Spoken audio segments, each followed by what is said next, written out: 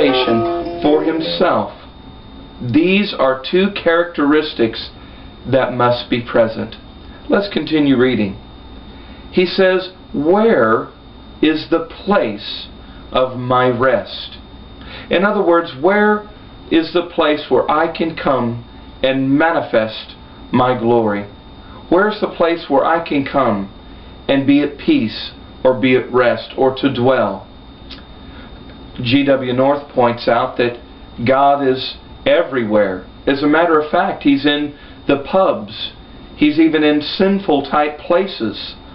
That seems shocking, but it's a theological proposition because you see that God is omnipresent. He is everywhere, but He's not everywhere the way He wants to be.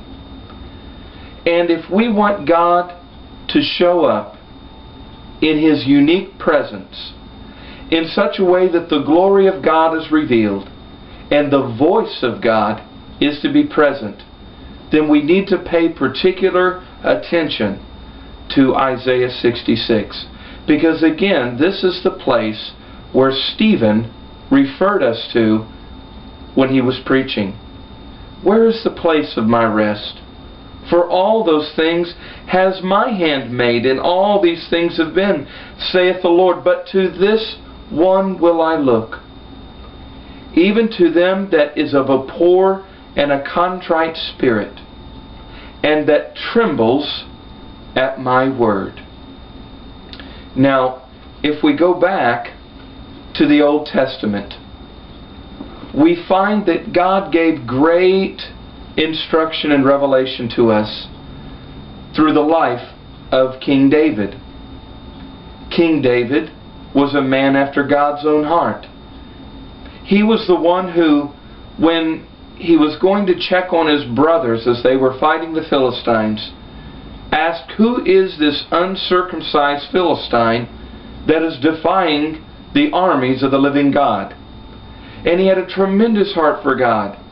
And while he was a young man, in particular, he would walk with God and he would live by faith and utterly depend on the Lord.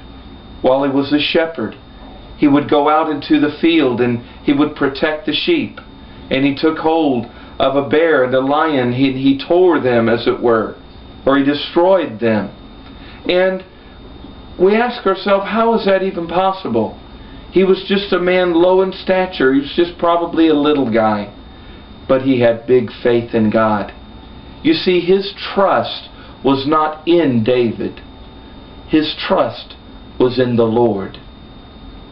But over the course of time, if we fast forward to the end of David's life, David had gotten older, and he wasn't quite in the place, if I could say it that way, that he was when he slew Goliath. In fact, the Bible said that he was stirred to number Israel. And when he numbered Israel, the wrath of God, the anger of the Lord, was kindled against Israel. And beginning in Dan all the way to Beersheba, which means from the top of Israel to the bottom, God, having already consulted through the prophet with David what the punishment would be, He said it would be pestilence. And the next time we read, 70,000 had been killed by this destroying angel. And the angel of the Lord, by the command of God, when he looked down with compassion on his people, when he could have wiped them off of the face of the earth, his compassion stayed the hand of judgment at the threshing floor of Arunah.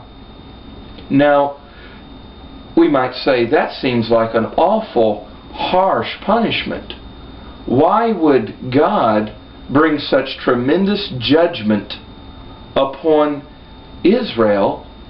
Because David was numbering his mighty men and his soldiers, etc., and his people. Well, I'll tell you.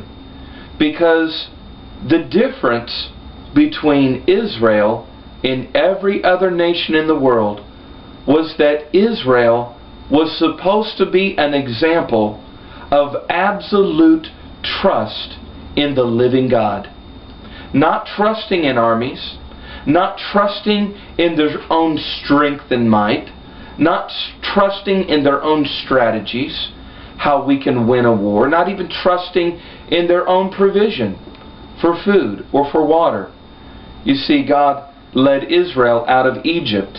Egypt was a place where Israel could trust in all of the various means by which this world is able to live independent of God. There is a kind of routine that exists. There is a, as one brother has said, there was an ebb and flow to Egypt. They could trust in the fact that the Nile was going to back up and that their crops were going to be watered. But when God led the children of Israel out of Egypt, they had to trust in Him. They had to utterly depend on Him. They had to wait upon the Lord for even the most basic of necessities. But you see, men like to lean on the arm of the flesh, if we can say it that way. They like to lean upon human energy, human ideals. They like to lean upon their own understanding. And God utterly rejects that kind of ideology. God is looking for a people that will absolutely and utterly trust in Him, will depend on Him, will go to Him for direction. You see, this is what makes the difference between a true saint of God, a true child of God, and the average unregenerate person that's walking the street. They're living life according to their own understanding. They're doing what is right in their own eyes. There is a proudness to them, a pride in them.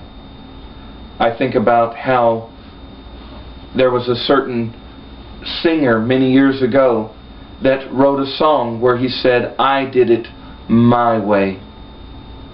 That is the anthem of humanity independent of God. But it's not so with the children of God. You see, David, the king, was used to inquiring of the Lord as to whether or not he should go into this battle or do this one certain thing. He was wanting to hear what the voice of the Lord is saying. What is the will of God? See, and there's another king that would come along later, that it was said of him in this kind of language, "And as long as he sought the Lord, God made him to prosper."